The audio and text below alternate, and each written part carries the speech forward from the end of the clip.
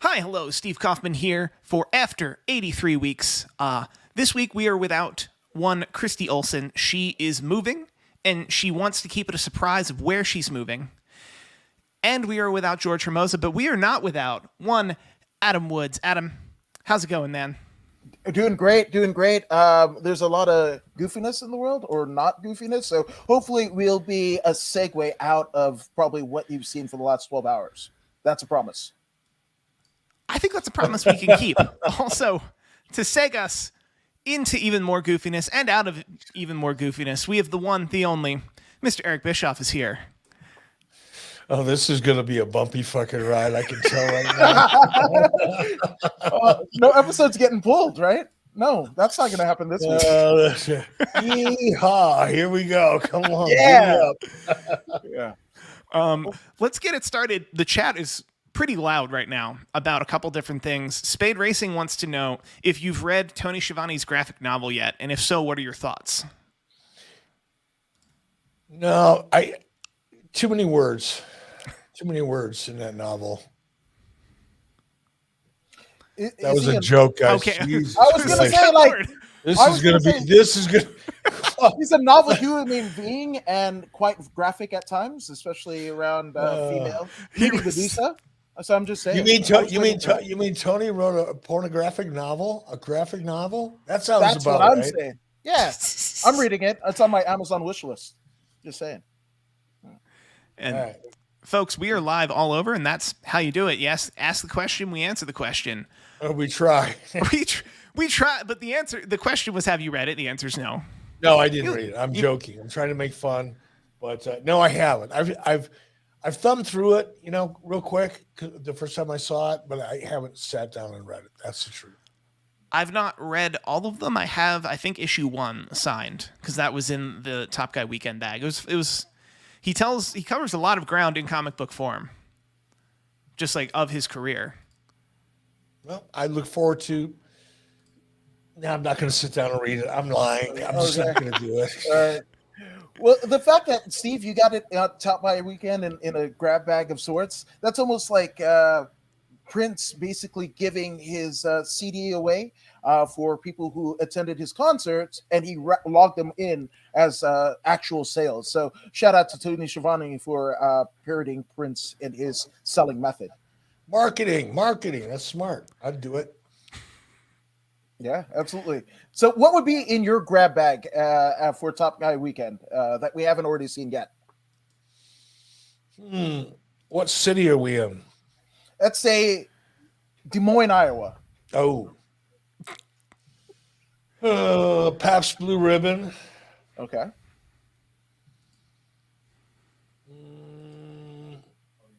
Little sample pack of Red Man chewing tobacco. Oh. Yeah, I was gonna say it's not great at all. Might lose this part. And my duck. There you go. I like it. Did you hear my phone? A little bit. Yeah. I have a mallard duck quack for my notifications, and it's really fun because there's certain places you go and I forget that I have it, right. I always keep it turned up loud because I'm half deaf. I keep it in my pocket, in some places, where you're kind of formal, you're sitting in the bank or you're doing something where, it's more business and friendly.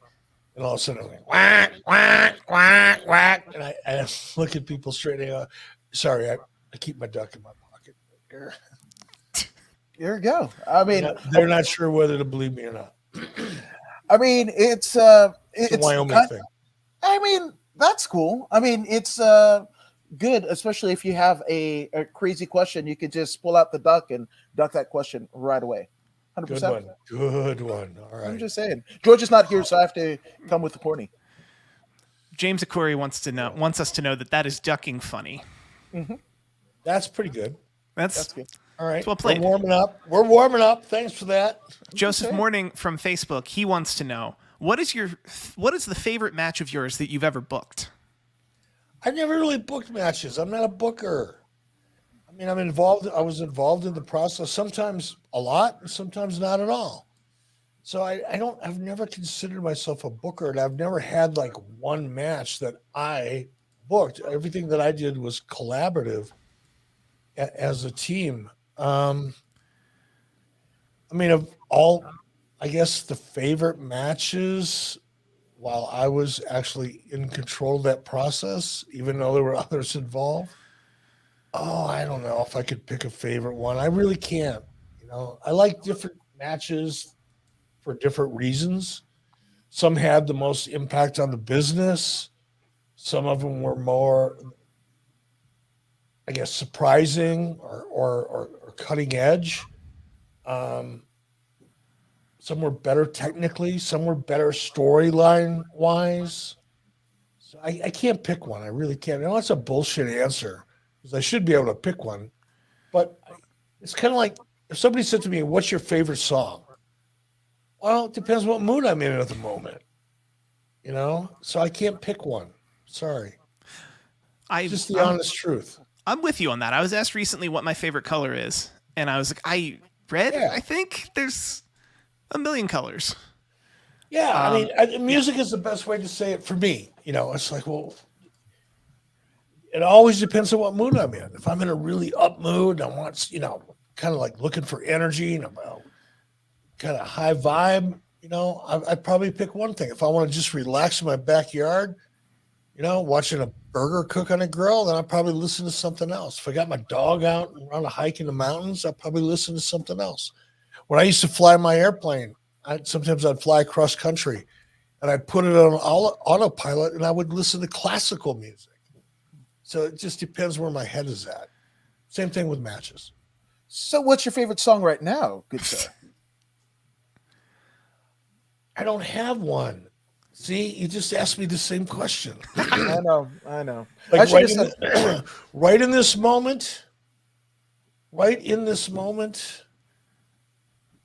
I could probably use a little bit of Gimme Shelter from the Rolling Stones. Oh, that's good. Because I'm in a little bit of a funk. I've been in a little bit of a funk all day. Just kind of, I don't know why. No reason. I feel fine. Everything's great. Nothing's going wrong. I just don't have the same amount of energy that I normally do. And that's when I would go, if I'm driving around in my truck feeling the way I feel right now, I probably reach in and hit my playlist and look for a little bit of Rolling Stones. Probably Give Me Shelter, Sympathy for the Devil. Because that just always makes me want to fight. Oh, that's a good answer. That's a good like workout song. Yeah. James El Corey in the chat says, "My dudes, Terry McCoo, hello." And Eddie Prather wants to know where Christy is. Christy is moving. She's currently in a moving truck. She wants to reveal what city she's moving to. How about what state? Can we go what state? Parts unknown. Parts unknown would be. I think if we gave away the state, if we said the state, we would give away where it is. So I'm going to pretend I'm Christy.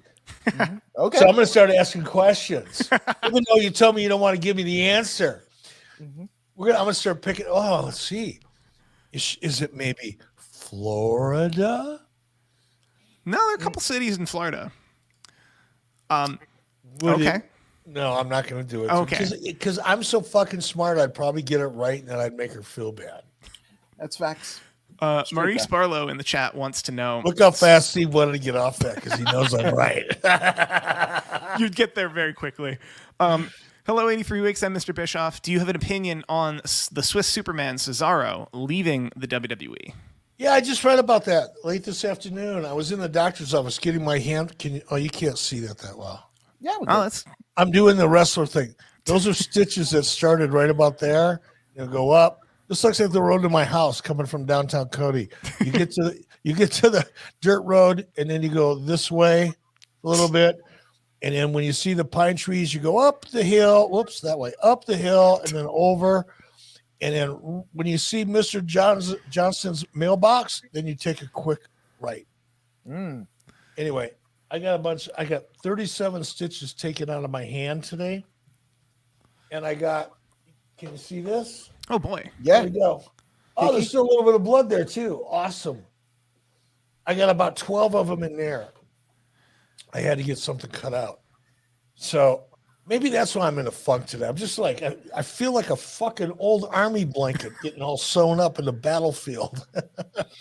I thought you were placing your solidarity with the Motor City Machine Guns. I thought that's what was going on there.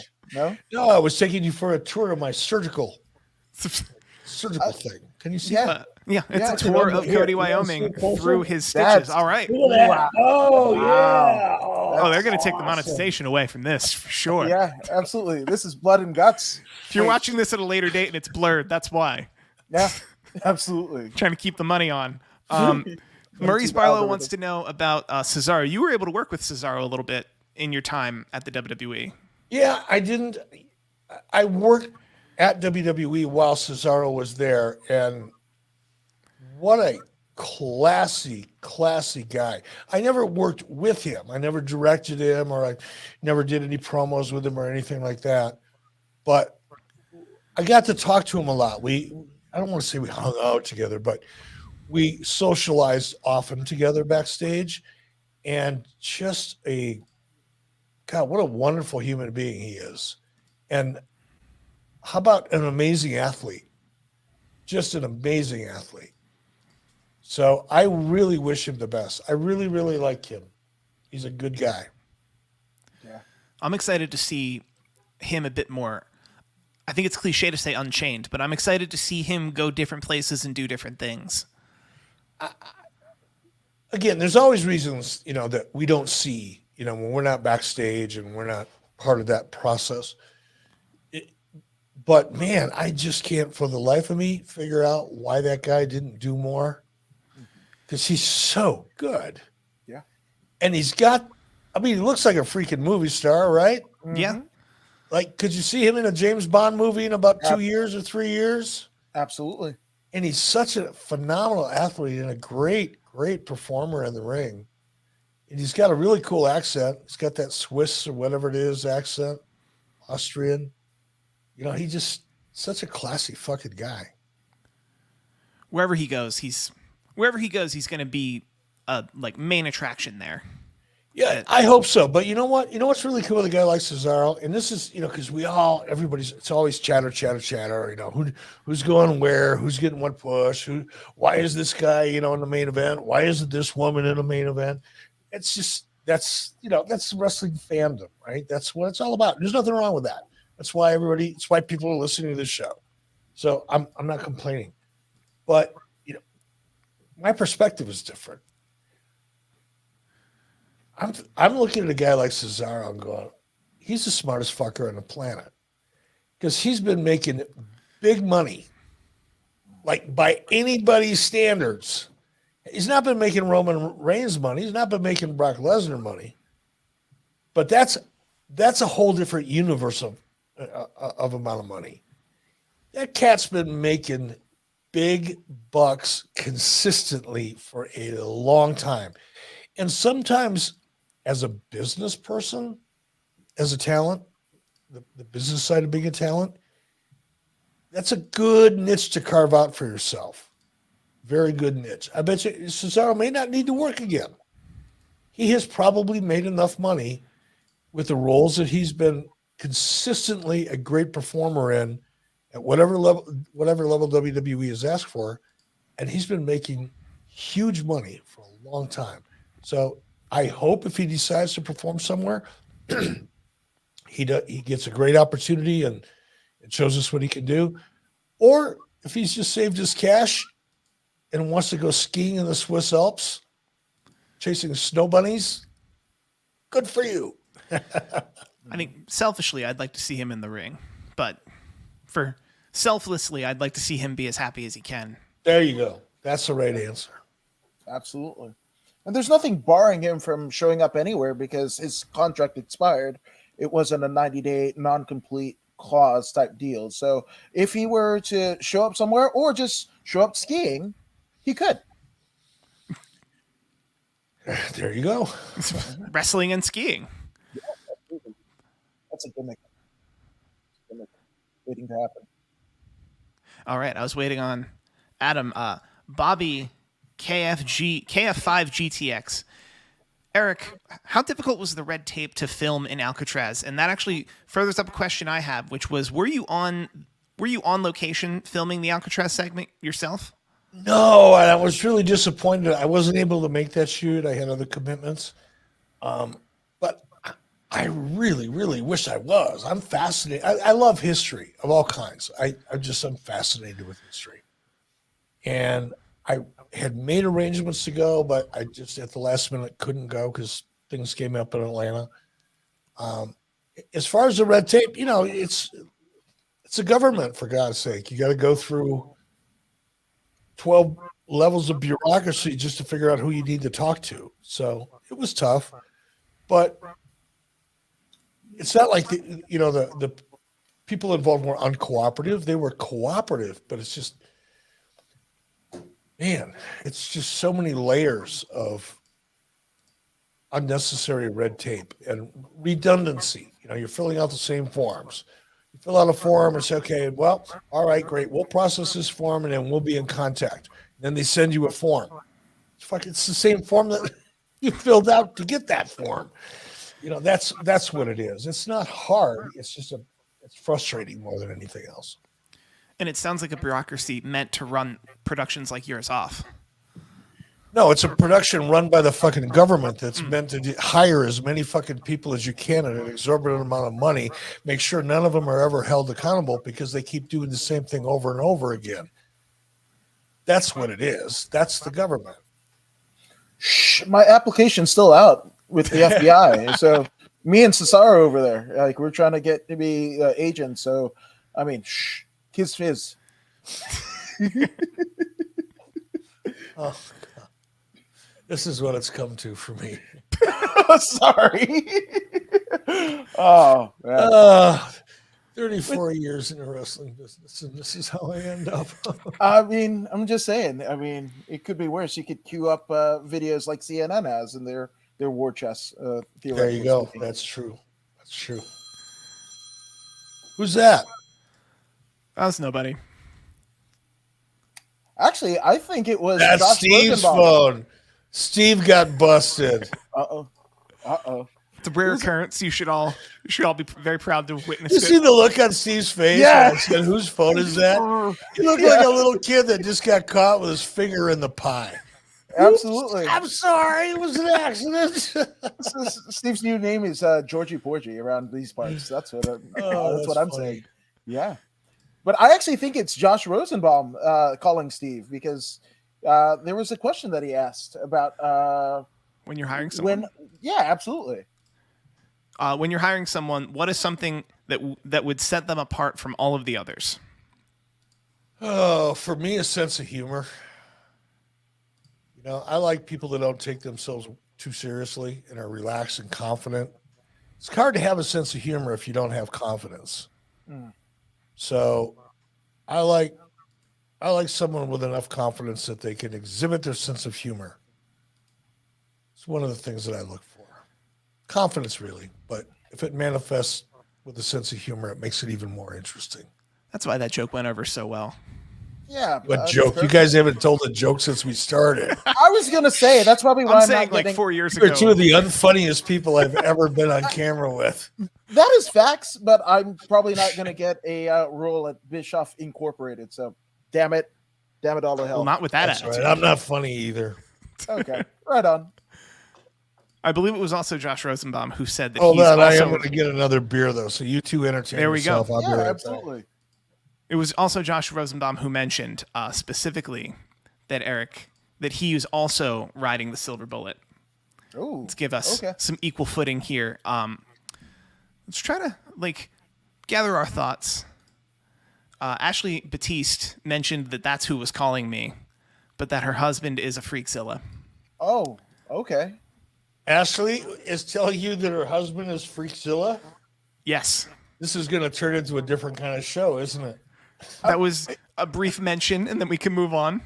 I mean, a shout out to the sponsor, Blue True. I mean, that's kind of what I attribute. Brought to you by Pornhub. Hell yes. I feel like Pornhub doesn't do enough mainstream advertising. That's because they don't have to. It's like 300 fucking million people a day download that shit and log on. Yosef in the chat wants to know, did you see the EC3 Control Your Narrative wrestling company would you be willing to work with them and talk to him about what you like from him in TNA? Have you worked with EC3, and have you seen specifically the Control Your Narrative show that they're trying to put on? I never worked with EC3. EC3 came into TNA right after I left, so I never worked with him. I've talked to him recently. When did we run into each other? A couple months ago. Oh, where was I? It was a really cool little it was in Albany, New York. Really cool, old, super cool venue. I love old venues because I always think about the history. Like how many, like we were at that venue and somebody told me it was like place was built like in the 30s or 40s in downtown Albany, but like, Hulk Hogan and Roddy Piper used to work that building, early in the 80s. Wood floors, kind of an old arch ceiling. Really Is cool. it the Knickerbocker? I think they call it the MVP Arena now. Maybe. I mean, it's right downtown. It's in kind of a sketchy part of town, but oh God, it's such a cool venue. Anyway, his table was right next to mine, and we chatted for a little bit. But no, I never worked with him, and I'm not aware of what he's working on, and I'm not interested in working with anybody in any wrestling promotion other than making brief appearances. Very fucking brief. Like a one-night house show GM. I just want to be yeah, I'm a part-time hooker is what I am. Come in, come in for a night, do my deed, pick up my check and go home. Don't even not even a gimmick table at intermission. Just not even coffee in the morning. I just want to show up, do my thing and go home. Yeah, that's good. Which SB 89. He was speaking of adventures. He was speaking of himself going to an adventure in Mexico City, and a Lucha question here. So, Steve. Oh, sorry. I should have given you access so that we can pull this up. There we go. SB 89. I'm taking an adventure in Mexico City next month. What is your opinion on Lucha wrestlers today compared to when they were in WCW? Thanks. And SB's name is Brian Espo. Brian, that sounds like a hoot, man. That's fun. Good for you. It's hard for me to compare luchadors then and luchadors now because I haven't been to Mexico in a long, long time. So I'm not the right guy to make a comparison, but you will be. So when you're done and you get back, take some pictures, and Steve will be able to figure out some kind of magical technical way to post them up here, and we'll talk about them. And you can come on the show and tell us about your trip. How's that? Get your screen record ready. He said it. No, actually, that sounds fun, Brian. Yeah. I think that'll be a lot of fun. So when you go, take some pictures. Let's not use video because it won't show up well, but take some good pictures, and then we'll set you up with the StreamYard link, and you can actually come on the show, and I'll ask you questions about the luchadors that you watched in Mexico, or we all will. There you go. You can be the star of the show, Brian. I like this a lot, Brian. The show and tell, Brian Espo. I like it. Get at me on After Twitter. 83 weeks, show and tell. Hell yes. Very cool. Which, Miss Baptiste brings up another question, and this one is right up my alley. But I believe she asks, Eric, if UFC was prominent when you were competing as a martial artist, would you have competed? No. Maybe. In my 20s, probably. In fact, yes, because I would have tried anything when I was in my 20s. And I had enough of an amateur wrestling background, and I was never really good. I want to make that clear because this comes up every once in a while. I don't want to be one of those old fuckers that tries to tell everybody how tough he was when he was a kid, because I'm not that guy. But I had enough amateur wrestling experience in high school and even out of high school. Did freestyle and Greco-Roman AAU wrestling.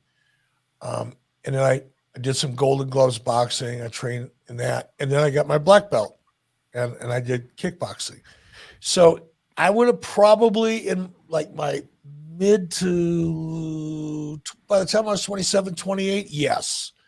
By the time I hit 30, no, I wouldn't have done it. So I found one from Matt Godfrey in the chat that I think might spurn a bit of a cool series on this page. So Matt Godfrey asks, "Can you unblock me on Twitter? I am at the Matt Godfrey."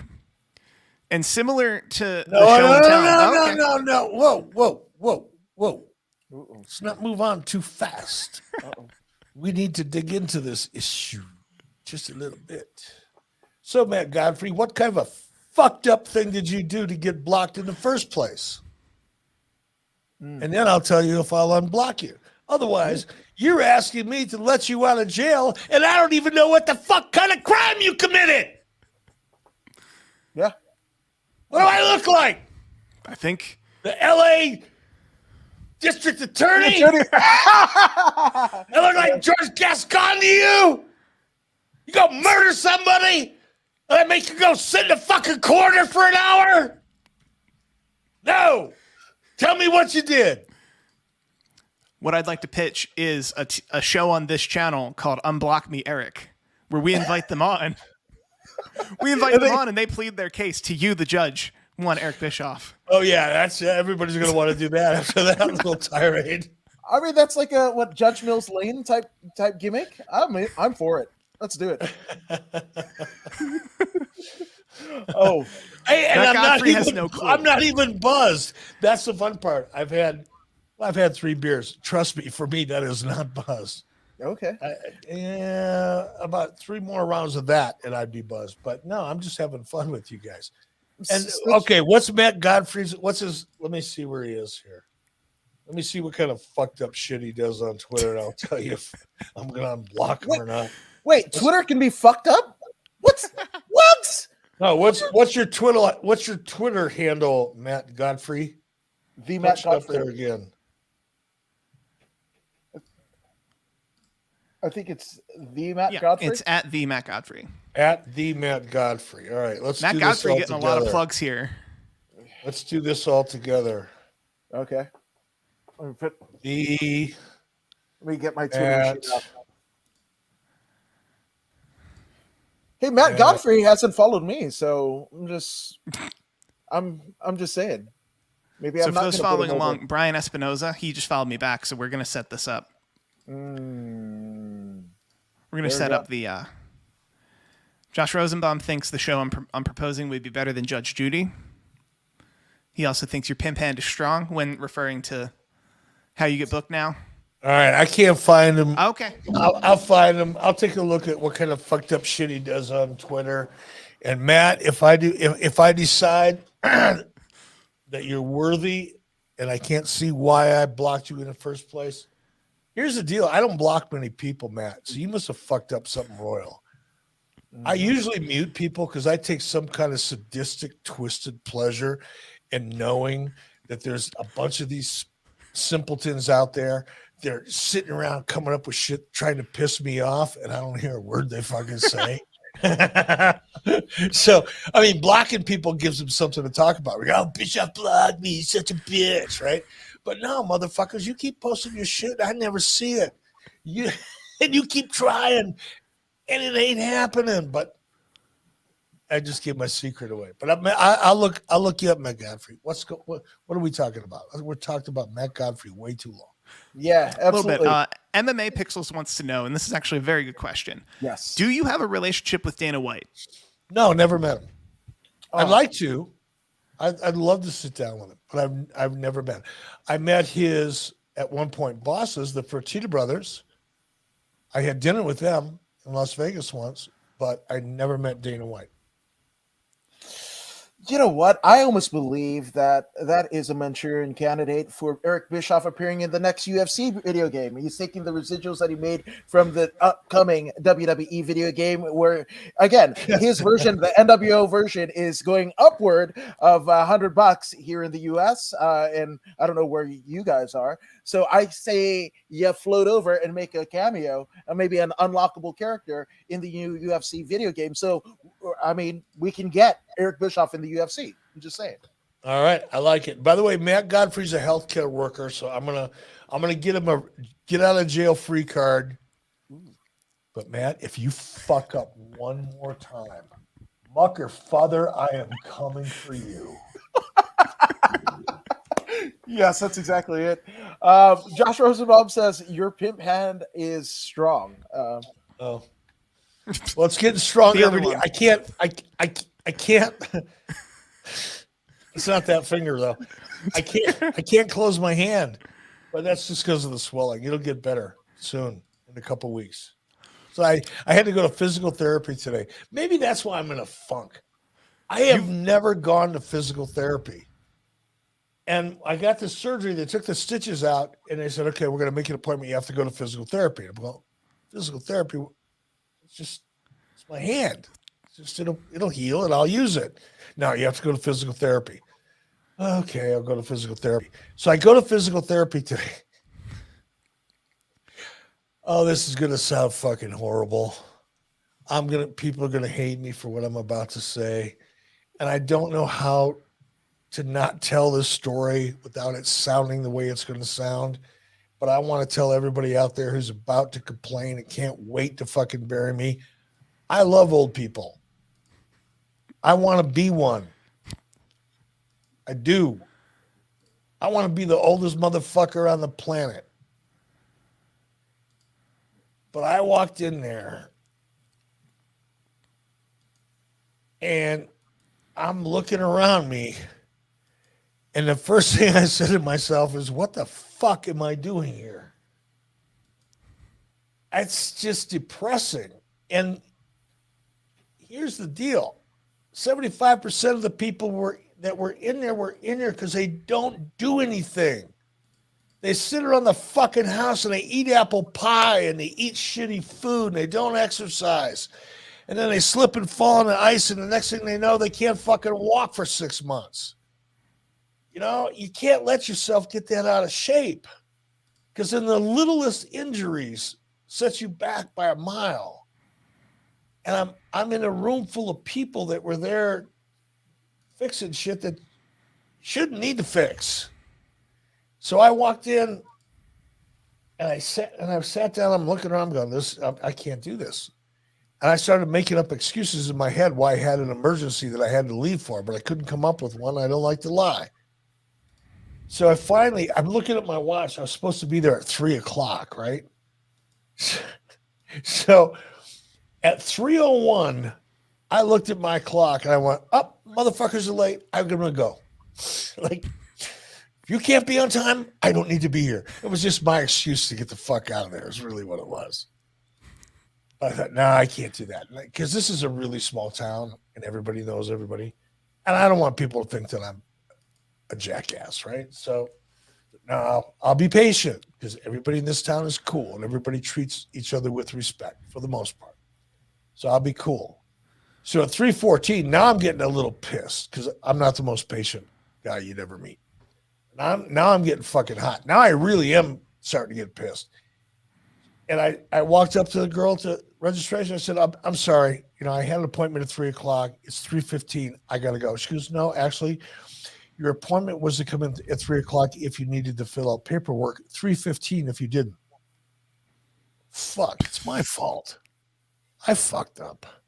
Now I'm stuck there. I have to go through this physical therapy. I'm never going back. It's depressing. The lady sits down. She goes, let me hold your hand, which normally I'd be interested in, not in this case. And she starts bending my fingers. She goes, does this hurt? Does this hurt? I'm saying, no, nothing fucking hurts. It's numb. It's still numb. I can't feel a thing. Does this hurt? No, nothing hurts. Well, just bend your fingers, 5 or 10 times a day and stretch your hand. I spent a fucking hour in here telling me to stretch my hand. I went home, lady. Anyway, okay, enough of that. Sorry. Adam's going, what the fuck? I want to believe for Christy again. No, here's the deal. I want to believe that you got recognized by one of the old age outlaws, right? And you got a geriatric suite on your way out. I didn't get anything like that. Oh man. As a matter of fact, the occupational therapist that was working on my hand also shoed my horses 2 years ago. Does that mean something different in Cody? Shoed my horses? Yeah. I can only think of horseshoes on my horses. Okay. I thought, because I saw a Blue Chew comment and I just went, Oh, no. All right. Joshua Rosenbaum wants to know, we talked a lot about this last week. If you were Cody's agent, what advice would you give him? I wouldn't give him any advice. Fucker's doing great on his own. I just remind him that I'm his agent. I'm looking for my 10% at the end of every year. You had also mentioned with Cesaro about how he doesn't need the money. By all accounts, I don't know that. Yeah. I hope that. By all accounts I've heard, Cody is very similar. It's not like he doesn't work for money so much as money's not the number one motivator of what he wants to do and why.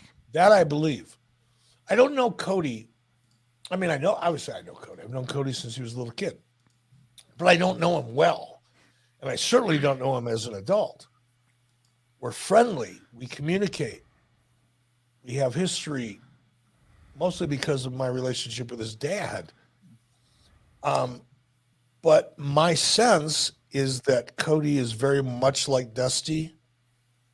And Dusty was his own man. And money was important. Money was a representation of respect, but it wasn't the most important thing. And Dusty would walk. If Dusty didn't feel like he was able to at least attempt to reach his own goals and vision for himself, he'd walk in a second. Didn't matter. Money wouldn't matter. And I get the sense that Cody's the same way. Same. And it was that energy that ultimately led to AEW. Because when his 90-day compete went up, he posted a picture on Instagram that was just a list of people he wanted to work with. He didn't care if it was CZW or the NWA. This is who I want to have matches with. I want to see something similar to that with Cesaro, if we can. And that's just me selfish as a wrestling fan. Cool. Well, let's hope so. yeah, absolutely. Matt Godfrey again. Eric, me and my wife have a bet.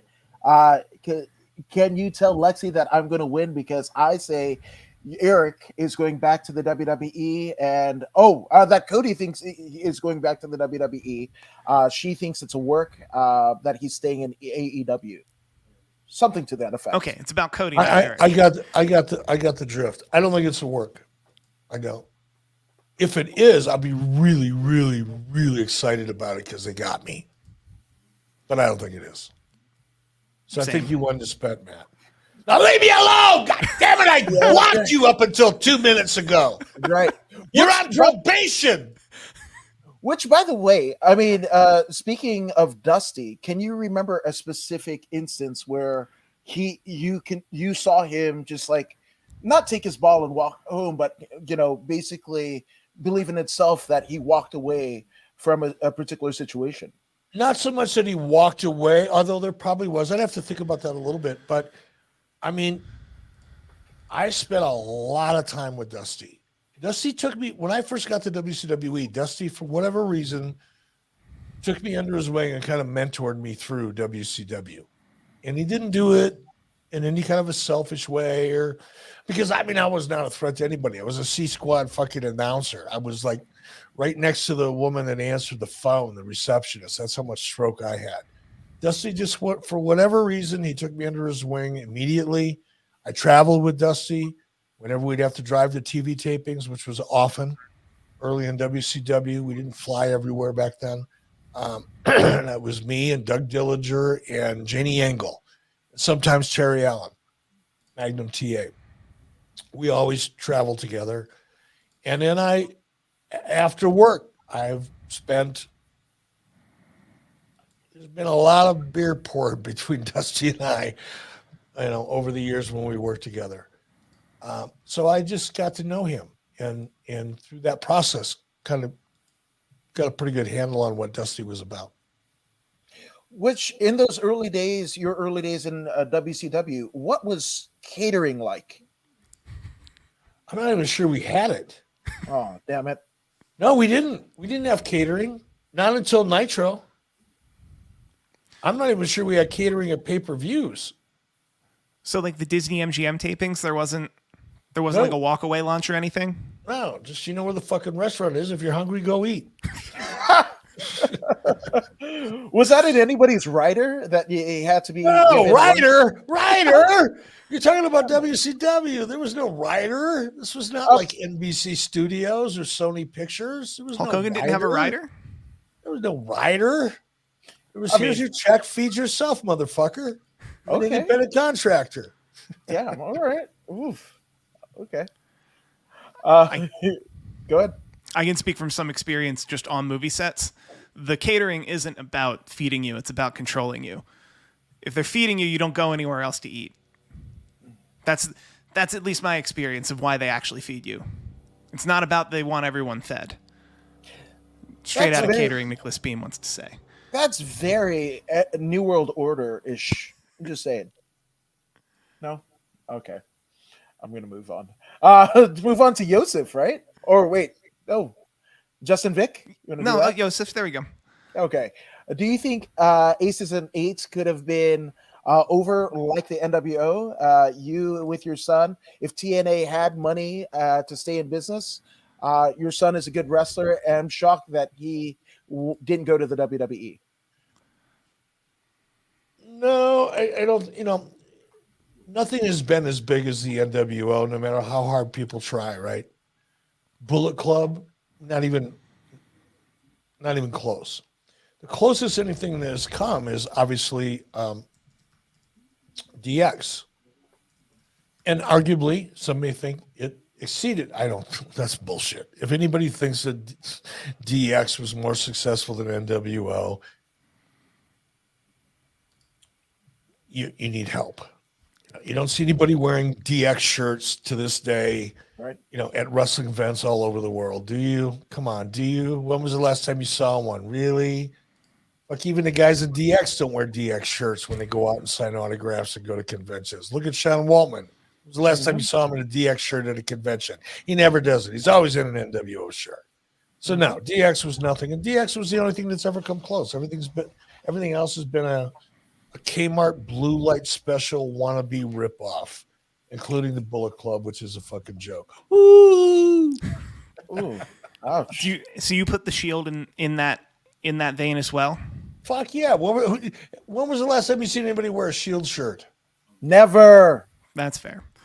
That's it. It's like Conrad always says, when everybody thinks, wow, man, why didn't this guy, make it to the top? And Conrad always says, what was your favorite fill in the blank interview?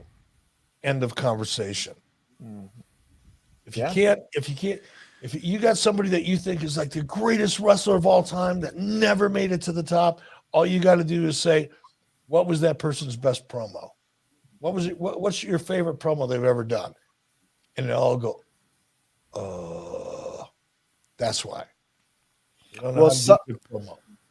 Well, suffering succotash. I'm just saying. On What the that hell, vein, Adam? You're more fucked up than I am right now. Dude. I might be on the I've kratom. had I'm 3 just beers saying. and I'm catching up to you. I'm just saying. Yeah, I might be on the kratom. I'm just saying. super chat from Josh Eternal. He wants to know, why was Tito Santana one and done? Specifically one remember. match and done. I don't remember, honestly. I just don't. And it would be around that time. Sometimes people come through, you have a look at them, and they don't like what they saw. Like it could be a two-way street. Yeah, no, easily. He could have come in and I don't think so. Or he could have come in and we went, too much money. I don't know. Well, That I'm second gonna- one feels likely. Yeah, absolutely. Well, I'm going to go on the other side of the Strike Force spectrum, right? Rick Martel, a former AWA champion, had a brief run in WCW and a run as the television champion right before he gets injured. Were there bigger plans for Rick Martel? Should he have not gotten injured? There wasn't any plans in place. It wasn't like we brought him in and said, okay, a year from now, this is where we see Rick Martel. That never happened. Obviously, probably should have, but it didn't. it was, okay, let's bring him in. He's available. He wants to give it a shot. We need some help. We need a fresh face. Let's bring him in, see where it goes. Most people like that were brought in, let's kind of see where it goes, as opposed to, here's your 6-month plan. So no, there were no bigger plans in place, but we were definitely interested in working with Rick. There you go. I like it. Bobby in the chat has a really funny question that I think has come up when we covered Sold Out, which is, have you ever been able to reach out to Miss NWO 1997? Bobby, are you a ham radio operator, or is that your license plate number? I'm just curious. Let us know in the chat, Bobby. My guess would be a ham radio operator, because I don't know why you'd want to put your license plate out there. Breaker 19. No, it's CQ and ham radio. Breaker 19 is Citizens Band Radio. Two different things. Ham radio is a whole different level of amateur radio. But actually, ham radio, I think the call sign would start with a W, not a K. Anyway, no, never reached out to her. Thought about it. I was going to have her, do an anniversary episode here on After 83 Weeks with me, but it would take too much work to find her. But if you're out there, Miss NWO 1997, come on, let's give it one more ride. Joshua Robertson deep in his research, because he seemed to have found her. No? Okay.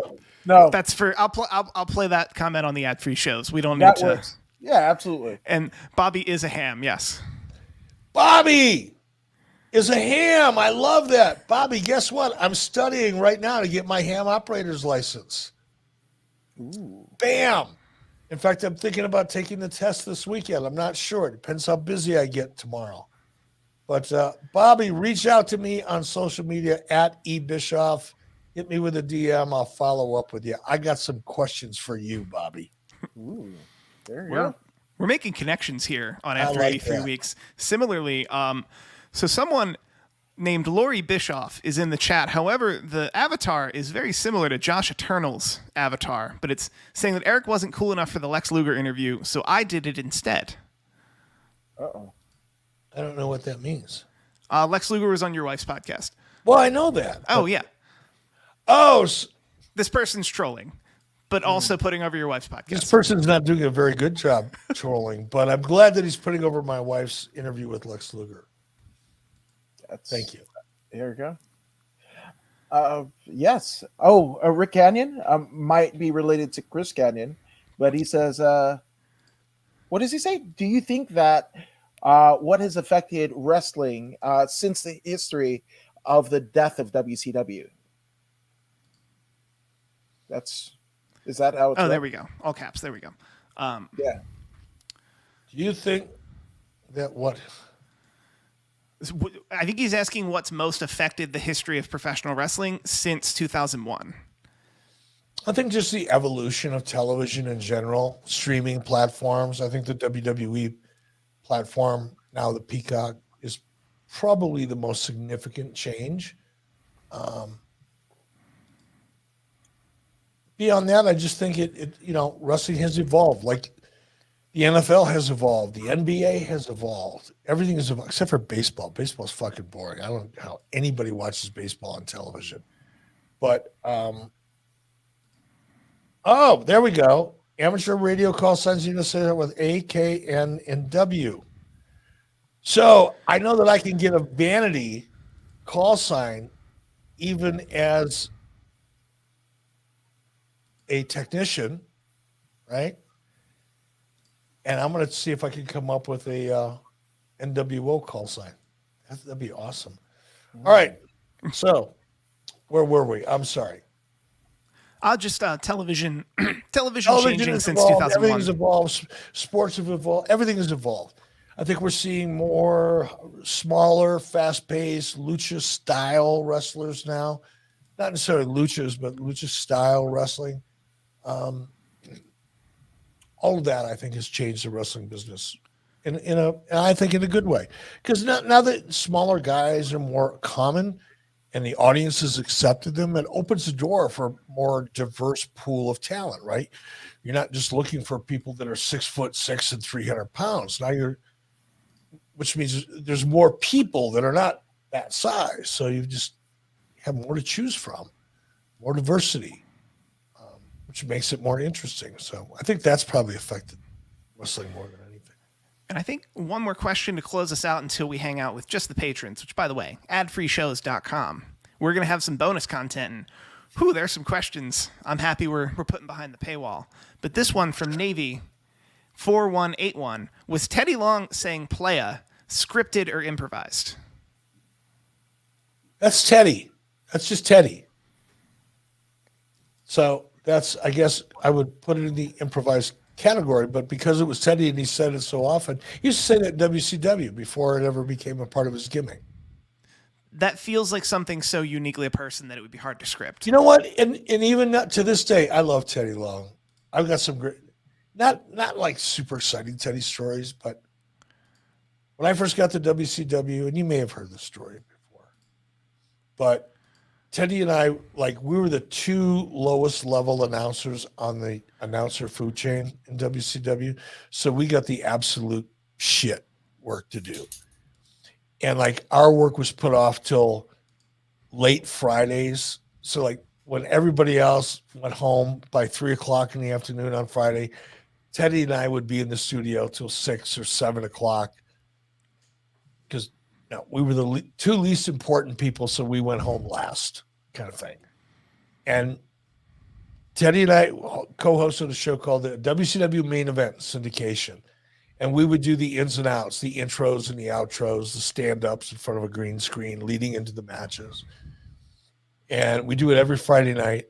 And my wife and I, when I first got to WCW, we only had one car. We didn't have two cars. I was kind of hurting for cash when I got to WCW. So Lori would drive me to work at Turner Broadcasting, CNN Center. I'd be there all day. And then at night, on Friday nights, when Teddy and I would get done, we would go to a Mexican restaurant called Casa Gallardo.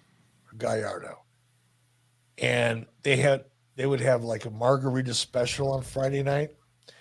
And it'd be like you could put a small you could put a small fish in this margarita glass. I mean, it was a big margarita. It was like $2. And Teddy and I would go there and drink margaritas and eat taco chips, nacho chips. And then my wife would come and meet me and then drive me home. We had so much fun. And Teddy would come over to my house. And this was back, remember when he was wearing the do-rags all the time in WCW? Mm-hmm. Managing Doom? Teddy would come over to my house and he would always bring his because he had a million do-rags because he wore them on TV all the time. So he'd bring his do-rags that he didn't want to wear anymore. And he'd bring them over to my son, Garrett. Garrett was 8 or 10 years old. So Garrett's this only white kid in the neighborhood running around with a fucking do-rag. We used to have a blast. I miss Teddy. But my point about Teddy is to this day, we have a contest.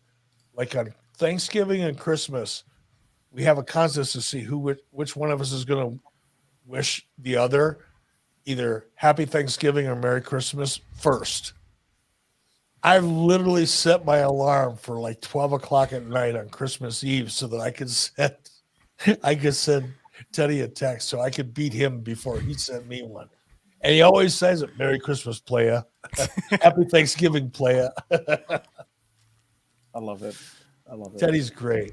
And Teddy's still doing what Teddy loves to do, man. He's got an independent promotion he's working with and he's busy. I see him in the gym all the time on Instagram and Teddy's great. And he's 70 some odd years old, man. He's loving life. And I'll leave it at this. Josh Rosenbaum wants us to get Teddy Long on an ad-free show. Let's soon. do it. I'm all in. I'll do it. I'll reach out to Teddy and tell him we want to get him on an ad-free shows. This is a staff meeting. This is what it is. We're just booking content left and right. If you guys want to follow the content, you have to go to adfreeshows.com to stick with us. We're going to have another 10 minutes, just really spicy bonus content. And the fuck are you talking about? Spicy bonus content. I'm trying to fill the void that Christy left. Absolutely, but I'm taking my Tums. Brother, you can't even come close. I don't know. I was with Steve. I just took my Tums. Fuck it. Let's go. All right. We're going to see you guys at adfreeshows.com. All right.